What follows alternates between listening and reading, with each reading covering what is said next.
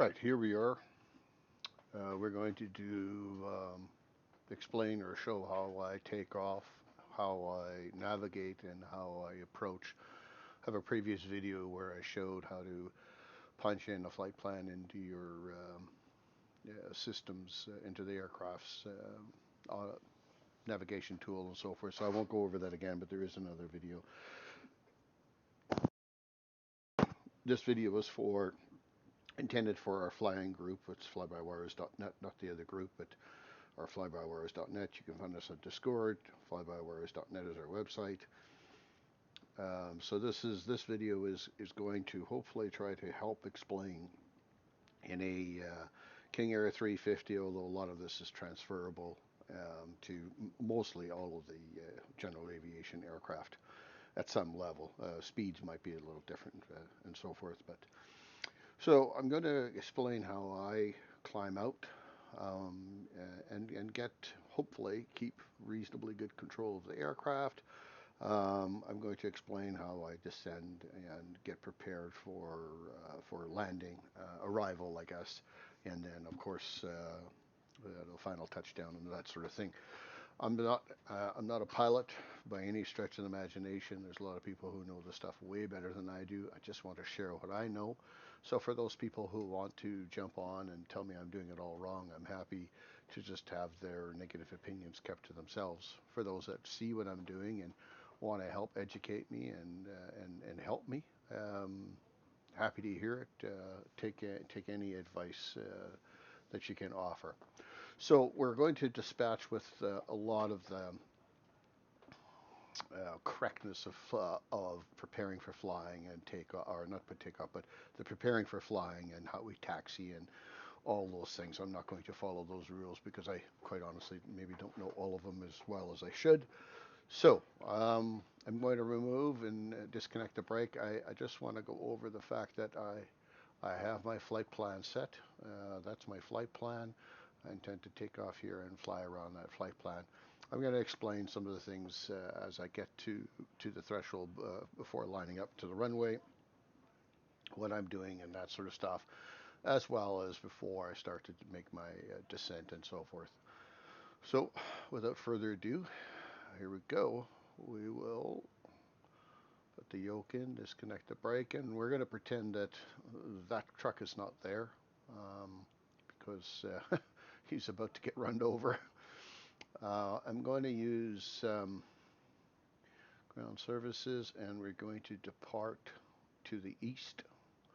Now the reason why I do this is it makes it easy. You can see that little dotted line there telling me how to taxi and where to taxi and so forth rather than try to figure it out. So I prefer to do that. And I'm not going to use pushback because pushback sometimes takes forever for him to line up, and I don't have patience for it. And this is not what this video is intended for. So we'll throttle up a little bit. We'll get the thing moving. You're going to see that I don't dial up in the aircraft. Sorry, modify the autopilot in the aircraft. I have a multi-panel that I do that with. So you won't see me turning dials and buttons. And again, that's not what this is for. This is to show how I climb out and how I descend and get prepared for arrival and so forth and the departure and what I look at when I'm doing this. Um, the one thing that I see quite often, and myself included used to do, is rotate too soon. When you don't have enough airspeed or enough ground speed to rotate and you find yourself fighting the aircraft to keep it in the air and pointing up and not dealing or not having stall and all the little warnings that go on in the aircraft as you're fighting to keep it in the air. So down at the speedo area, there is this little red marker right here. It's a very important thing to observe because it's going to tell you where the aircraft is generally safe for rotate or pull back on the yoke. And pulling back on the yoke as well, it's not intended to grab the yoke and yard it back. Especially in general aircraft, I find, just grabbing the yoke and jerking it back is not the way we do it. We gently apply pressure to the back of the yoke, pulling it towards your chest, and slowly pull back until you start to see the nose start to rise. So we'll taxi up to the runway, and we'll get ourselves lined up, and then I'll explain a little bit about what I'm intending to do. Ordinarily, you'd have your aircraft completely configured for takeoff. So I'm going to put one notch of flaps in. It's a fairly long runway, and I'm guessing I'll have more than enough runway to take off under. So lined up. One thing that I hear lots of pilots or people flying in 2020, they're having a problems controlling the aircraft. Most of that is because of over input. So just be cautious about how much input you're putting in, and slowly measure the input as you use it and put it in. And that's for the rudder pedals, that's for the yoke, and so on and so on. Just measure what you're doing as you're doing it. The aircraft doesn't need to do violent instant maneuvers. It's just not important for that to be the case. So the red ticker tape here, the speed indicator, it's intended to give you, I think it's intended to give you an evaluation as to where rotate will be. You'll see it's red. You hear people talk speed is alive. That's when you start to see the miles per hour start ticking in here. That's when you would hear somebody say speed is alive. Rotate is somewhere's around 100 knots. 105, 110 is a good rotate speed for a King Air. It can be lifted sooner than that, but you struggle with keeping it in the air. You get the nose up, the nose down scenario and all that, and it bounces around. And as you put gear up and put flaps up, and it just becomes very difficult to control. So you're going to see as I taxi off here, you're going to see that I'm moving, and there is no speed indicated on the indicator, and that's because airspeed is not alive. Pitot tubes, there, airspeed is alive. It's measuring my speed.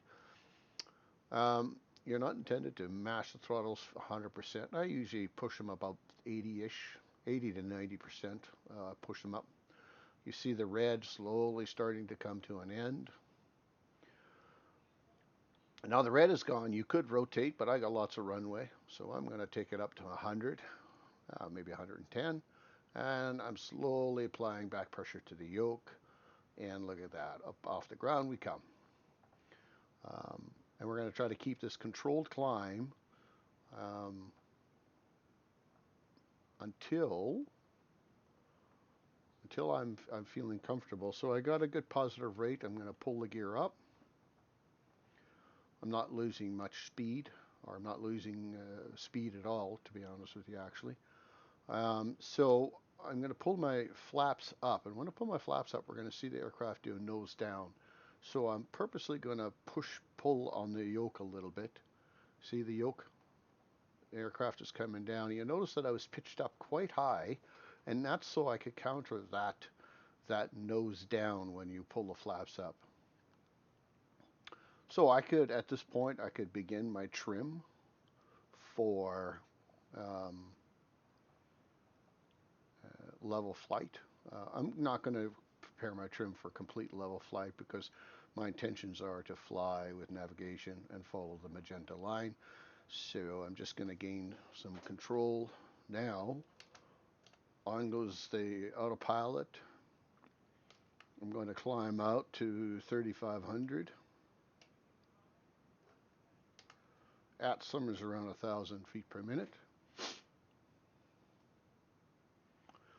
And there we have it. A relatively controlled departure. It hasn't gone up and down crazy. You notice these lights over here, they were blinking red. That's telling you that you've got too much throttle in.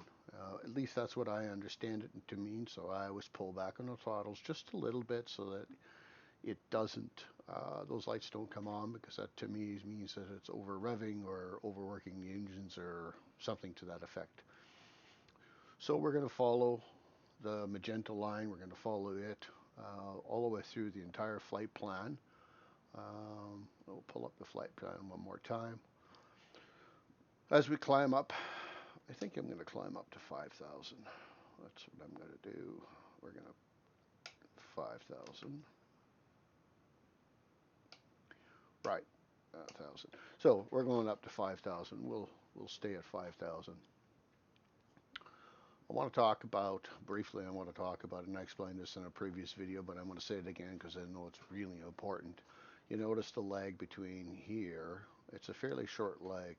So when you get up to this turn, this isn't as important because it's not a really sharp turn, and it's not over a 90-degree turn, or not much over a 90-degree turn, I should say. I find myself sometimes, if you're going too fast, well, 100, 220 knots right now may not be too quick, but if you're going 250 and so on and so on, you get to this turn, you can't make the turn. The aircraft will have to bank very violently to hold that turn, and that's what it'll try to do. Um, this aircraft has this over here, this half bank. It's intended to keep your passengers seated in their seat and things aren't falling around all over the place while you bank 30 degrees or more. So that's to prevent sharp and very hard banked turns. Um, we should have our flight director on, and I'll explain that. We should have our yaw damper on. There we go. And half bank is on. Okay, so what we do is we slow down coming here so that the aircraft can make the turn and hold the magenta line without having a big violent bank. If we don't slow down, it has to bank even harder to hold that because the autopilot will try to hold that line. So I just caution you guys when you're flying and you see those types of turns, just throttle it down a bit. King Air goes nicely around these types of curves and turns. Some is around 200 knots, 190, 200 knots is good. There's nothing wrong with it. If you were flat out into the overspeed area, um, which is this red indicated area here, which I'm hovering very close to the overspeed right now. I'm going to back that down a bit. Um, it may not hold that, and especially if you have half bank turned on. That means that aircraft won't bank over 30 degrees over. It'll bank 10 to 15 degrees, in which case it won't make that turn. So I just say slow it down, and it helps you to keep this turn so you stay on the magenta line as you're following the intended path of flight, rather than taking you this way and going way over here. And this is of course exaggerated, but way over here. And now you have to somehow start preparing yourself for arrival. So arrival is, for me, um, I need to prepare for arrival at a great distance away because I can't do everything so quickly. One of the reasons why I have a hard time flying big jets is that's because they fly so fast. So I try to have long approaches, and make my finals long rather than short finals and stuff like that. In some cases, it's not permitted. You can't do it, so it is what it is. I usually will work it out. But where I can have a long final, that's what I try to do. It allows me to slow the aircraft down what I believe is properly. At the other end of this speed tape is a white line, and that white line is where flaps are intended. You're not intended to be flying 250 knots and then drop flaps to slow yourself down. You're supposed to get yourself slowed down to flap speed, which is, I think, somewhere around 170, 160. We'll see it when I do it. And that's when you're supposed to drop your flaps, and that's when you can put your gear down and all those wonderful things. So we are just ticking along here. I'm probably going to let the flight transition close to Boned and around that area, and then I'll pick up the mic again and start explaining my arrival and how I do what I do.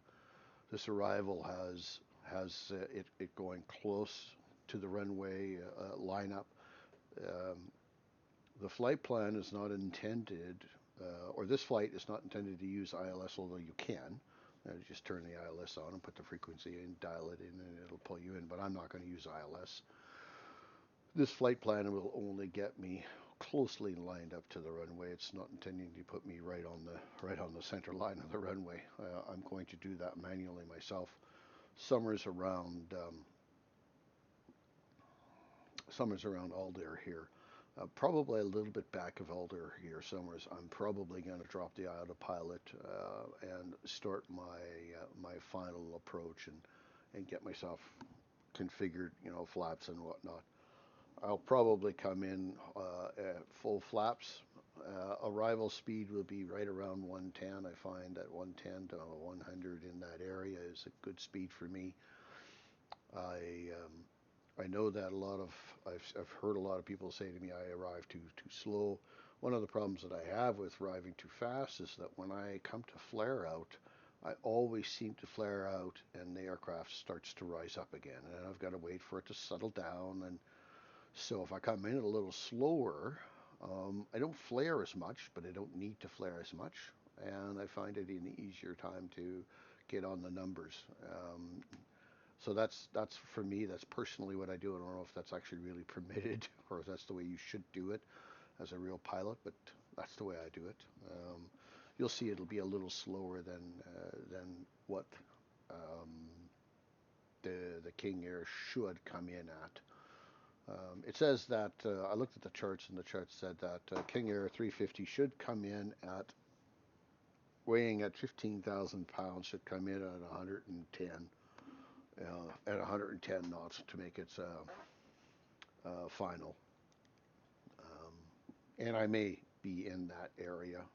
I've done this flight a couple of times, and I've one time overshot the runway, and another time I was a little bit behind the aircraft all the way through, although the landing was okay. In both cases, the landing was okay. So I'm hoping the third time is the charm.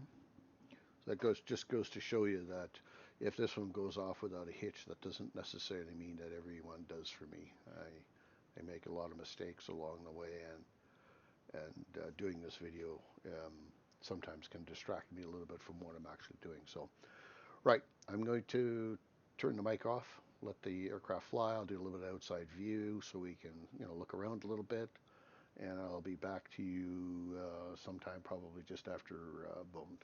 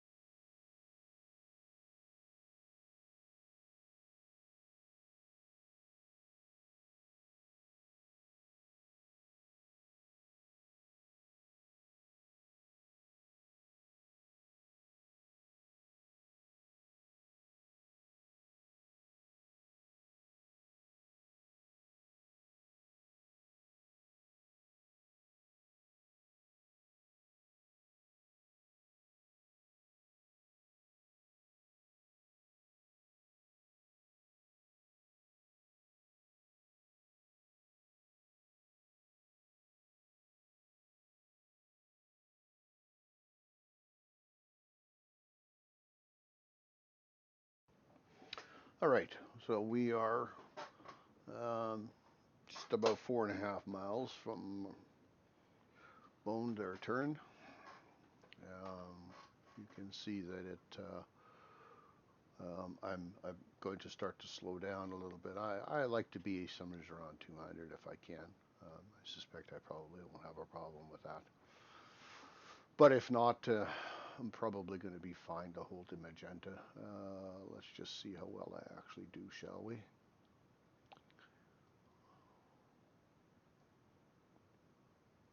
So it's going to fly to Bone right there, and then it'll make its turn. It doesn't make the turn gradually, but you'll see as I turn here how well I actually stay on the line is the plan anyways. I just want to pull that back a little bit. Let's shave off a bit more speed. I'm at 200 right now making my turn.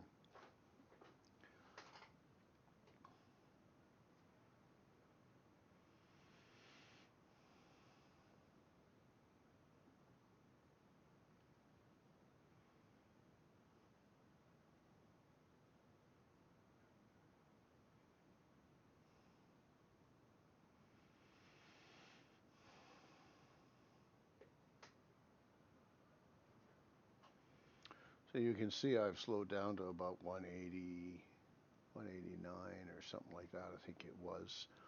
And it's holding the turn quite well. As you can see how much I had to slow down. Had I kept it going at 220, I'd have gone way wide on that turn. So we're 5,000 feet. I'm going to bring the aircraft down to 3,500.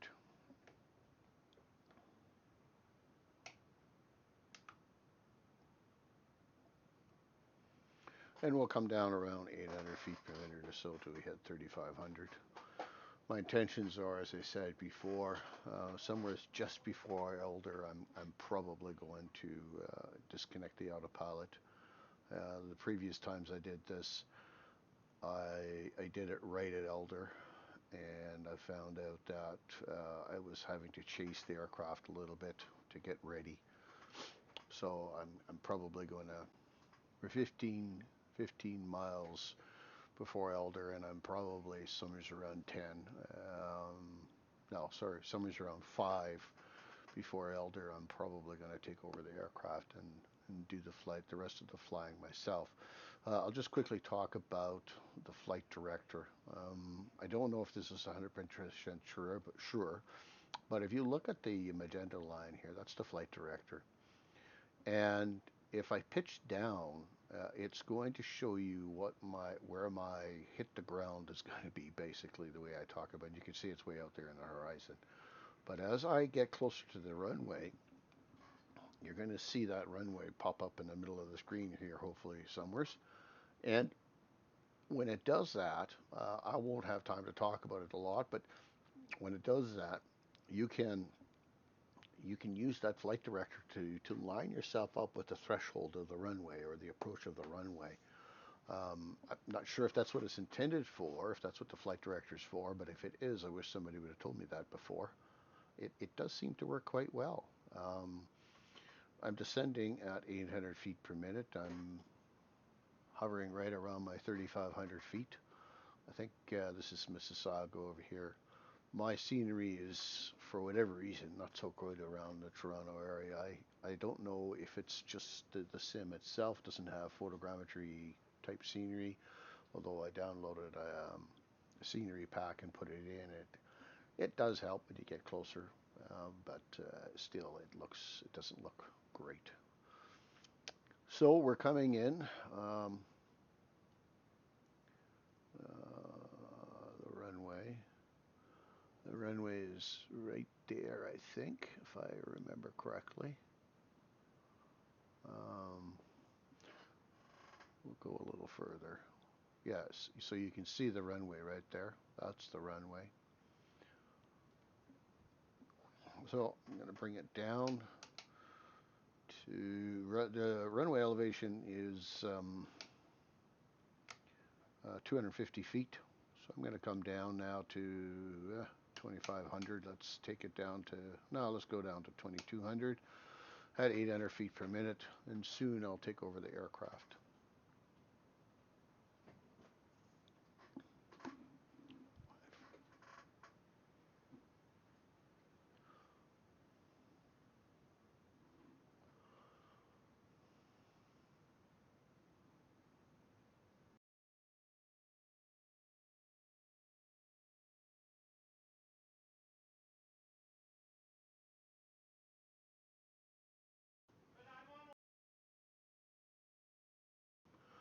Right, so here we go. I'm going to release the autopilot and I'm going to be flying it in the rest of the way myself.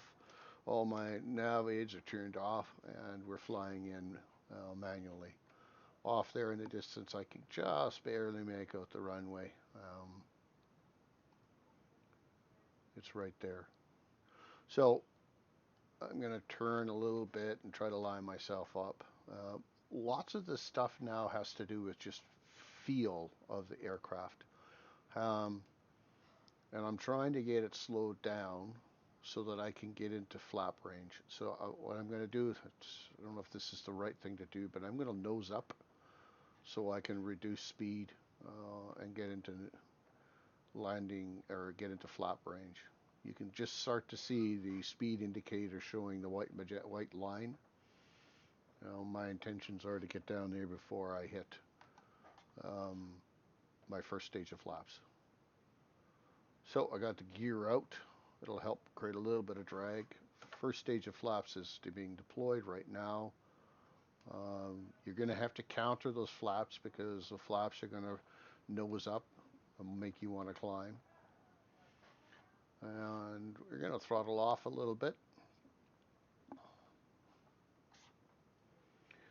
So for me, all of this stuff, if you look at that yellow there, you see that, sorry, I guess it was wrong. It's not the magenta, it's the yellow. It's showing you the pitch down attitude of the aircraft, if that's the right way to put it. And I'm way off. I should be descending a lot because the runway threshold is right there. So we're getting there now. Another stage of flaps.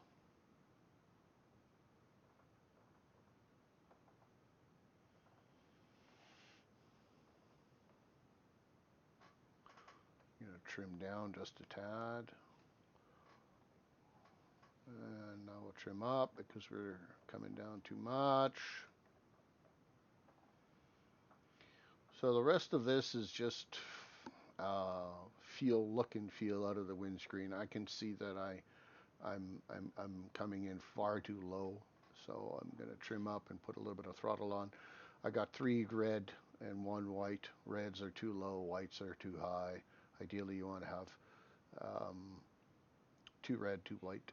Right now, I've got 3 red or 4 red. It looks like. So we'll keep the aircraft going a little bit and reduce the. There we go, starting to come. I haven't had a lot of success with this. I've done it mostly out of feel, but we got 2 and 2 right now, and that's probably going to go up and down. I'm going to slow the aircraft down just a bit. As I said, my approach speed should be around 105. I mean 110. I think I'm at 105 right now, and I'm a little high.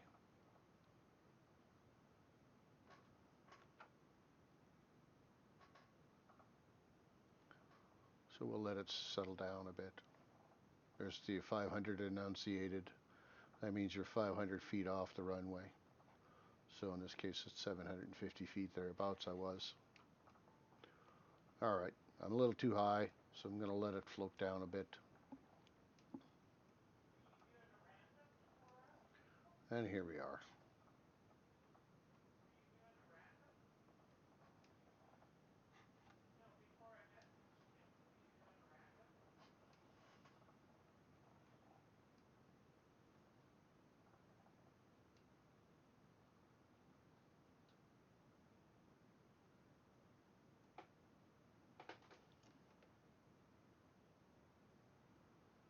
And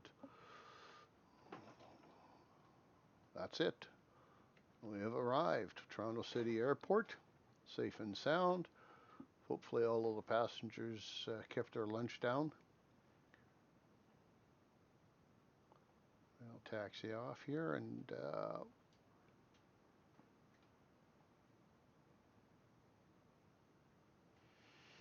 so that is, I'll just park it here. This isn't a video about how to get to the gate and all that good stuff. Put the parking brake on. We'll bring the flaps up.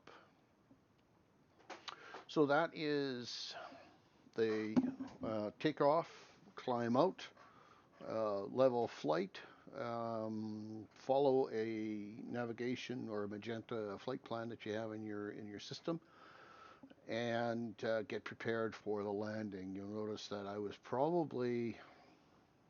to say I was probably about 11 miles to the threshold where I took over the aircraft, and that was pretty good for me. I was fairly prepared. In fact, there was a point in there I was a little on the low side.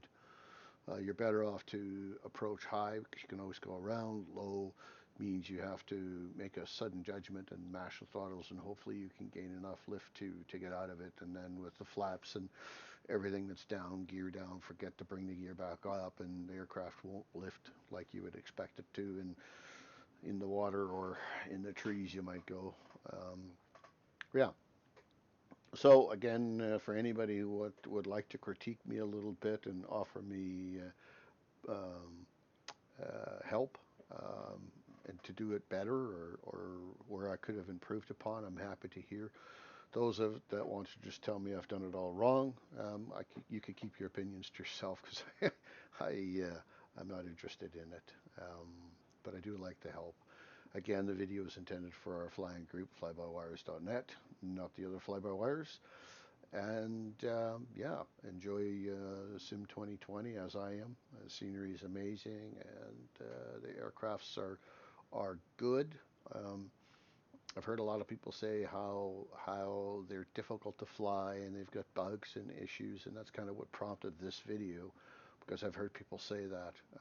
Here is living proof that the autopilot works. It works fine. It climbs out fine and handles inputs in the yoke and the rudder pedals and the throttles and everything else like it's supposed to. It descends fine and approaches fine. The aircraft is fine. Microsoft Flight Simulator 2020. I'm not plugging for them at all, and I don't get sponsored in any way by this. But they've done a brilliant job.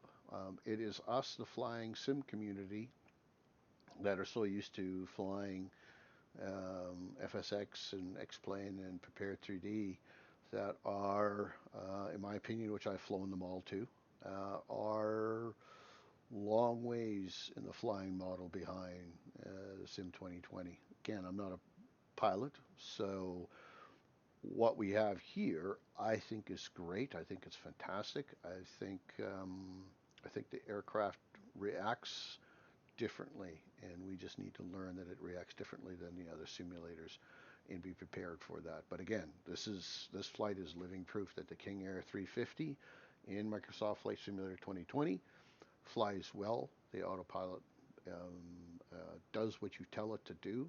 The only problem is that we're telling it to do things that, say, FSX would expect us to tell it to do it, and we're expecting it to handle it the same way that FSX handled it, and it just doesn't. But it works very well, as you saw.